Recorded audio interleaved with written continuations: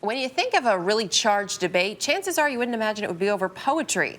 But actually, that's what Bill O'Reilly and Jon Stewart were offering up last night, the two cable TV giants butting heads over the appearance of rapper Common at the White House last week. CBS News correspondent Seth Doane is in New York's Times Square with more on that. Seth, good morning.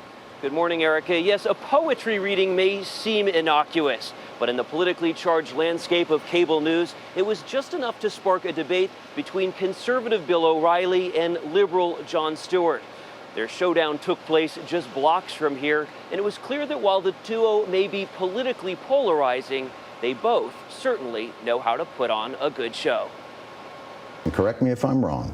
In their playful battle, because you know I got mad love for you. That's a rap phrase. I got it. The talk show heavyweights faced off. Their ring, primetime cable TV. Hi, Stewart, I'm shocked.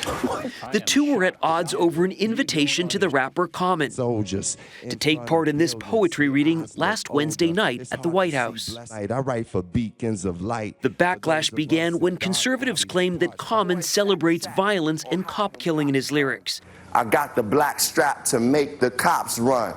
And therefore had no place performing at the White House. It's just so lacking of class and decency. Stewart mocked the GOP's outrage on his show. Who was the subject of Fox News Channel's latest exercise in fits of hissy. Provoking the challenge from O'Reilly. I would like to debate you about the Common situation because it's important. Last night, the two pulled no punches. It's a poetry slam. Who gives a crap? A lot of people do. Stewart firmly held the left, saying conservatives needed to be consistent with their outrage, pointing to the story of Leonard Peltier, who was convicted of killing two federal agents back in the 70s. Guess who wrote a song about Leonard Peltier? Yeah. Bono. Okay. Guess where he was? The White House. Booyah! All right. Host Bill O'Reilly fired back from the political right. You know this guy is sympathizing with two cop killers. I don't know. You know that. I don't know him. That's enough for a sitting president to say, you know what? This guy might be radioactive. I'm not doing it. Their sparring was on the surface about poetry, but much more about politics, and maybe just a little about ratings, too.